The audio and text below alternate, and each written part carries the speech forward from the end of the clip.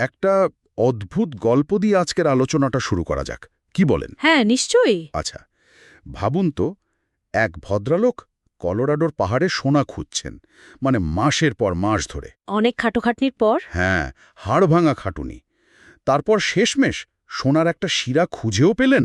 কিন্তু কিছুদিন পরেই, মানে উধাও হয়ে গেল। একদম, শিরাটা যেন মাটিতে মিলিয়ে গেল। উনি তো মরিয়া হয়ে আরও খুঁড়তে লাগলেন, কিন্তু না, কিচ্ছু পেলেন না। শেষে হতাশ হয়ে হাল ছেড়ে দিলেন আর তার সমস্ত যন্ত্রপাতি মানে যা কিছু ছিল নামমাত্র দামে এক ভাঙাড়িওয়ালার কাছে বেচে দিয়ে বাড়ি ফিরে গেলেন। ভাবলেন আর হবে না, কপালটাই খারাপ। কিন্তু সেই ভাঙাড়িওয়ালা, তিনি ভাবলেন, আরে আরেকবার চেষ্টা করে দেখতে ক্ষতি কি। হুম। তিনি একজন মাইনিং ইঞ্জিনিয়ারকে ডেকে আনলেন, আর সেই ইঞ্জিনিয়ার এসে যা বললেন সেটাই গল্পের মোড় ঘুরিয়ে দিল। তিনি বললেন যে আগের মালিক ভূতত্ত্বের একটা সাধারণ নিয়মই জানতেন না, যেটাকে বলে ফল্ট লাইন। ঠিক তাই। আর তারা যেখানে খোঁড়াখুড়ি বন্ধ করেছিলেন তার ঠিক ঠিক ৩ ফুট নিচেই সেই সোনার শিরাটা আবার শুরু হয়েছিল। ভাবা যায়, মাত্র ৩ ফুট। আর সেই ভাঙাড়িওয়ালা ওই খনি খুঁড়ে কোটি কোটি ডলারের মালিক হয়েছিলেন। আর যে লোকটা সব হারিয়ে ফিরে গেল, তার নাম ছিল আর.ইউ. ডার্বি। এই একটা ভুল তাকে প্রায় পথে বসিয়ে দিয়েছিল। কিন্তু এই ঘটনাই তাকে জীবনের সবচেয়ে বড় শিক্ষাটাও দিয়েছিল। আর সেই শিক্ষাটা কী ছিল, সেটাই আজ আমরা খুঁজে বের করার চেষ্টা করব। একদম।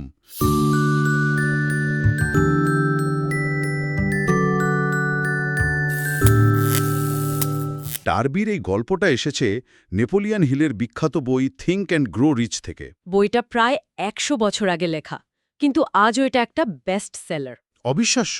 লেখক দাবি করেছেন তিনি শিল্পপতি অ্যান্ড্রু কার্নেগির দেওয়া একটা গোপন ফর্মুলার উপর ভিত্তি করে ৫০০রও বেশি সফল মানুষের জীবন বিশ্লেষণ করেছেন। আমাদের আজকের আলোচনার উদ্দেশ্য কিন্তু শুধু বইটার সারসংক্ষেপ বলা নয়, আমরা বরং এই ধারণাগুলোকে আজকের পৃথিবীর প্রেক্ষাপটে ফেলে দেখব। মানে বোঝার চেষ্টা করব একটা সাধারণ ইচ্ছাকে বাস্তবে পরিণত করার পেছনে মনস্তত্ত্বটা আসলে কি কাজ করে। আর শুরুটা করব বইয়ের সেই প্রথম এবং সবচেয়ে শক্তিশালী আইডিয়াটা দিয়ে। তীব্র আকাঙ্ক্ষা। হ্যাঁ, বার্নিং ডিজায়ার। বইটার মূল ভিত্তিই হলো এই তীব্র আকাঙ্ক্ষা। এটা কিন্তু আমার যদি অনেক টাকা থাকতো ধরনের কোনো সাধারণ ইচ্ছা নয়। না না, লেখক বলছেন এটা এমন এক অপ্রতিরোধযোগ্য ইচ্ছা যা আপনার চিন্তাভাবনার কেন্দ্রবিন্দুতে পরিণত হয়, যা আপনাকে রাতে ঘুমাতেও দেয় না। কিন্তু প্রশ্ন হলো, এই তীব্র আকাঙ্ক্ষা তৈরি হবে কিভাবে? এটা কি চাইলেই তৈরি করা যায়? চমৎকার প্রশ্ন। দেখুন, হেল এখানে শুধু দর্শনের কথা বলে থেমে যাননি। তিনি এটাকে বাস্তবে রূপ দেওয়ার জন্য ৬টা নির্দিষ্ট ধাপের কথা বলেছেন। আচ্ছা। প্রথমত, আপনি ঠিক কত টাকা চান সেই পরিমাণটা নির্দিষ্ট করতে হবে। শুধু অনেক টাকা নয়, একেবারে নির্দিষ্ট অঙ্ক। ধরুন ১ কোটি টাকা। দ্বিতীয়ত, ওই টাকার বিনিময়ে আপনি কি দিতে প্রস্তুত? আপনার সময়, মেধা, শ্রম, কোনো পণ্য বা সেবা। কারণ বইটা পরিষ্কার বলছে বিনামূল্যে কিছুই পাওয়া যায় না। ঠিক। তৃতীয় ধাপটা কি? তৃতীয় ধাপ হল একটা নির্দিষ্ট তারিখ ঠিক করা যার মধ্যে আপনি টাকাটা অর্জন করতে চান। আর চতুর্থত, একটা সুস্পষ্ট পরিকল্পনা তৈরি করে সঙ্গে সঙ্গে কাজ শুরু করে দেওয়া, আপনি পুরোপুরি প্রস্তুত হন বা না হন। পঞ্চম ধাপে এই সবকিছু, টাকার পরিমাণ, তার বিনিময়ে কি দেবেন, শেষ তারিখ আর আপনার পরিকল্পনা একটা কাগজে স্পষ্টভাবে লিখতে হবে। আর ষষ্ঠ এবং সবচেয়ে গুরুত্বপূর্ণ ধাপ হল এই লিখিত বিবৃতিটা দিনে অন্তত ২ বার, সকালে ঘুম থেকে উঠে এবং রাতে ঘুমানোর আগে জোরে জোরে পড়া। পড়ার সময় এমনভাবে কল্পনা করতে হবে, অনুভব করতে হবে এবং বিশ্বাস করতে হবে যেন আপনি ইতিমধ্যেই সেই টাকার মালিক হয়ে গেছেন। আচ্ছা, এখানে একটু থামি। এই ধাপগুলো তো প্রায় ১০০ বছর আগেকার। আজকের এই ডিজিটাল যুগে, যেখানে মনোযোগ ধরে রাখাই একটা বড় চ্যালেঞ্জ, সেখানে দিনে ২ বার কাগজে লেখা কিছু পড়া, এটা কি একটু সেকেলে শোনায় না? খুবই গুরুত্বপূর্ণ প্রশ্ন। বাইরে থেকে দেখলে মনে হতে পারে এটা স্রেফ ইচ্ছা পূরণের মন্ত্র, কিন্তু এর পেছনে মনস্তত্ত্বটা বেশ গভীর। বারবার একটা নির্দিষ্ট লক্ষ্য লেখা এবং পড়াটা আসলে আপনার অবচেতন মনকে প্রোগ্রাম করার একটা উপায়। সারাদিন আমাদের মাথায় হাজারটা চিন্তা ঘোরে, তাই না? অবশ্যই। এই প্রক্রিয়াটা সেই হাজারটা চিন্তার ভিড়ে আপনার মূল লক্ষ্যটাকে সবচেয়ে বেশি গুরুত্ব দিতে সাহায্য করে। এটা কোনো জাদু নয়, এটা হলো ফোকাস তৈরি করার একটা শক্তিশালী কৌশল। আচ্ছা, আচ্ছা। যখন আপনার অবচেতন মন একটা লক্ষ্যের দিকে স্থির হয়ে যায় তখন আপনি এমন সব সুযোগ দেখতে শুরু করেন যা আগে হয়েছে চোখে পড়ত না। একদম। অর্থাৎ মূল উদ্দেশ্য হল নিজের লক্ষ্যটাকে নিজের সিস্টেমের একটা অংশ বানিয়ে ফেলা। বেশ, তাহলে আমাদের শুরুর গল্পে ফিরে আসি। ডার্বি তো সোনার জন্য তীব্র আকাঙ্ক্ষা ছিলই, কিন্তু তিনি তো হাল ছেড়ে দিয়েছিলেন। তার মানে শুধু আকাঙ্ক্ষা থাকায় যথেষ্ট নয়। ঠিক।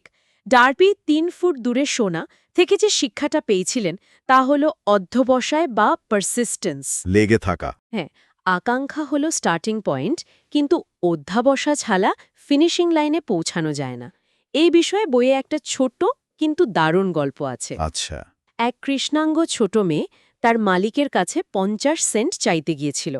মালিক তাকে বারবার ধমক দিয়ে তাড়িয়ে দিচ্ছিলেন, কিন্তু মেয়েটি এক চুলও নড়েনি। ঘণ্টার পর ঘণ্টা সে দরজার সামনে দাঁড়িয়েছিল। বাহ। তার সেই শান্ত কিন্তু দৃঢ় সংকল্পের কাছে অবশেষে মালিককে হার মানতে হয়েছিল। আর ডার্বি এই ঘটনাটা নিজের চোখে দেখেছিলেন। তিনি বুঝেছিলেন যে না মানে সবসময় চূড়ান্ত না নয়। ঠিক, এটা অনেক সময় একটা পরীক্ষাও হতে পারে যে আপনি আপনার লক্ষ্যে কতটা অবিচল।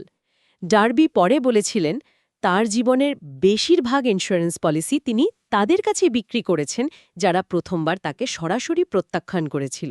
দারুণ ব্যাপার তো। ঠিক, এখানেই বইয়ের সেই বিখ্যাত উক্তিটা আসে, a quitter never wins and a winner never quits. অর্থাৎ যে ছেড়ে দেয় সে জেতে না, আর যে জেতে সে কখনো ছেড়ে দেয় না।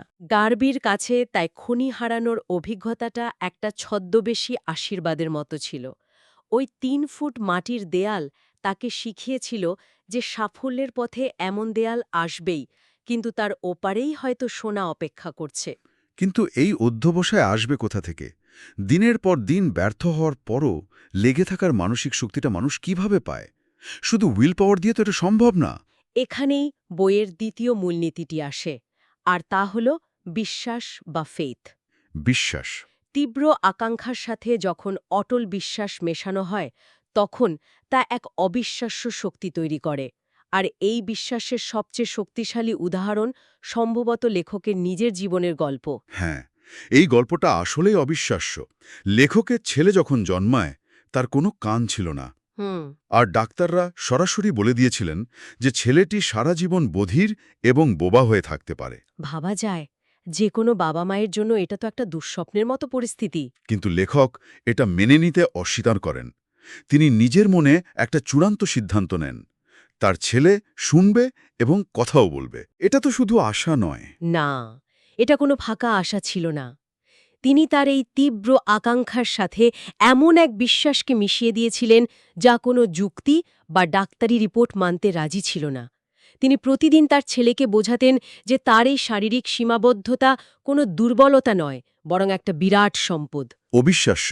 একজন বাবা হিসেবে এটা কল্পনাও করা কঠিন। আর সবচেয়ে আশ্চর্যের বিষয় হল ছেলেটা নিজে থেকেই শোনার একটা উপায় বের করে ফেলেছিল। হ্যাঁ, ওই রেকর্ড প্লেয়ারের গল্পটা। বাড়িতে একটা পুরনো ভিক্ট্রোনা ছিল। ছেলেটি সেটার কাঠের ক্যাবিনেটে দাঁত লাগিয়ে গান শোনার চেষ্টা করত। হ্যাঁ, আর এটা কাজও করত। এর পেছনের বিজ্ঞানটা হল বোন কন্ডাকশন, মানে অস্থির মাধ্যমে শব্দ সঞ্চালন। আচ্ছা আচ্ছা। ছেলেটি সহজাতভাবেই সেই পদ্ধতি আবিষ্কার করে ফেলেছিল। তার বাবা যখন দেখলেন যে ছেলেটি এভাবে শুনতে পাচ্ছে, তখন তার বিশ্বাস হাজার গুণ বেড়ে গেল। আর শেষ পর্যন্ত কি হলো? শেষ পর্যন্ত এই বিশ্বাস এবং অধ্যবসায়ের জোরেই ছেলেটি শুধু শুনতেই শেখেনি, সে তার এই অবস্থাকে একটা সম্পদে পরিণত করেছিল।